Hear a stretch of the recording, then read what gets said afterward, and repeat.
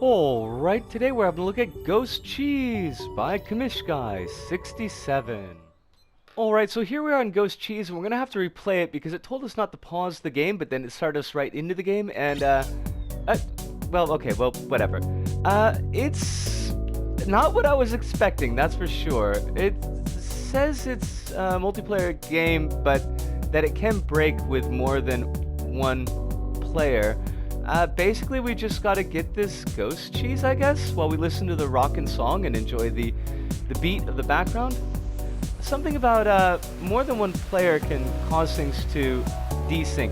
Right, now there's gonna be gross cheese, and we don't want to eat the gross cheese. This is... Nah, yeah, I mean, it's definitely a thing. It's not necessarily a bad thing, but it is a thing. I'm not sure how I feel about it yet.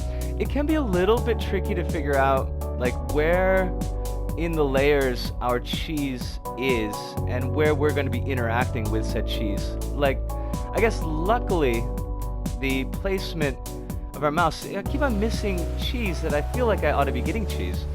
But it did save us from getting some gross cheese. Oh, wait, that's a game over? One gross cheese is a game over? Hold on a minute here, friend. Hold on a minute here, friend. I don't know Dead Mouse 5, so I'm gonna replay this. I mean, we still got a minute 32, but I guess that's their music, or their music in collaboration with someone else. It is nice to hear the track though, because it's a pretty interesting track, all things considered. Eat ghost cheese. Height. Got it. Avoid gross cheese. Alright, also got it. Remember music. I remember Dead Mouse plus Cascade. So yeah, trying to figure out where the hitbox is on the ghost cheese relative to my mouse head. Or my ghost mouse head, I guess?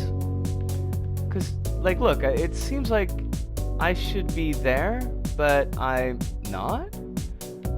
There, as to say, like, I should be touching the ghost cheese. I like the idea of ghost cheese and ghost mice that eat ghost cheese. It pleases me. It cheeses me. It does not cheese me.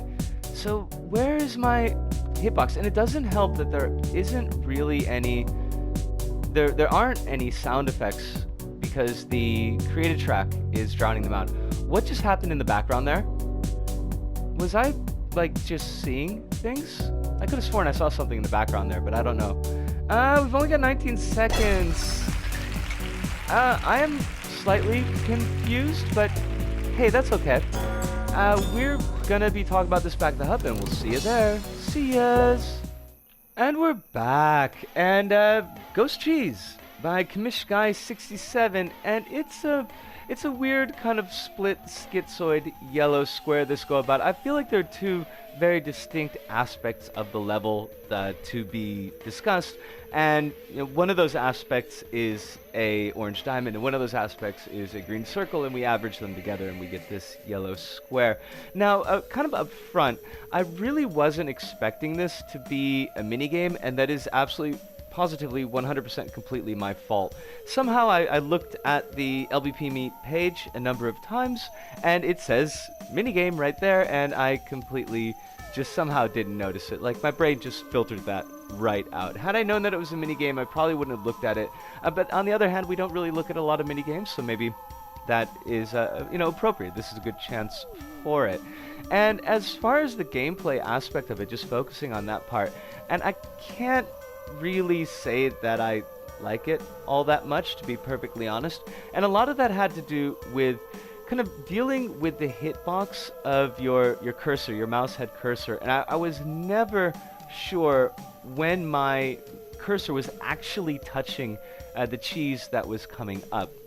There were a number of times where I felt that I had hit that cheese, but there was no score for me.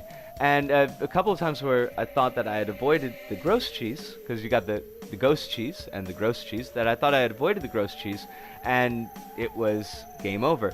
So, yeah, I mean, just from a gameplay standpoint, I found it to be quite underwhelming, a little bit oversimple, and just kind of frustrating to figure out where I was in relation to objects that were coming. Now, that was the gameplay aspect, and that's only kind of half the level here, and I think very much the smaller portion of the level. The visual and sound design, on the other hand, are just really absolutely amazing. As we could see in the video, you've got the beats that are actually synced up with changes in the visual presentation of the level. It's just got a very, very cool overall look, a very, very cool overall sound. I'm not familiar with either Cascade or deadmau5, so I can't really speak to the fidelity of this reproduction to their actual material. For some reason, it really reminded me of the Virgin Suicides era Air. And that's a cut that's 20 years deep, so I kind of appreciate it just for that. But it was really, really well done, and I really, really like that aspect. And since we don't really have an awful lot to say about the level, we're just going to take 30 seconds to listen to the kick and beat going on there.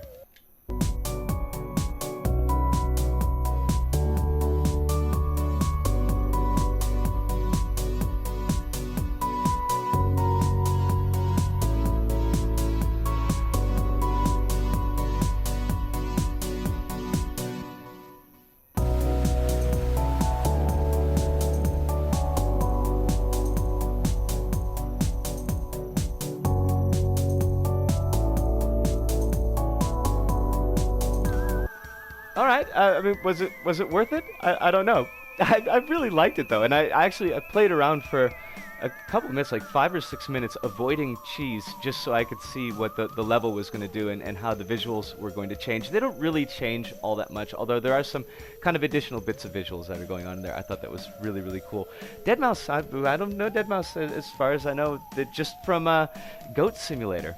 That's the exact extent, 100% total knowledge that I have of deadmau5. And Cascade, I have no idea what Cascade is.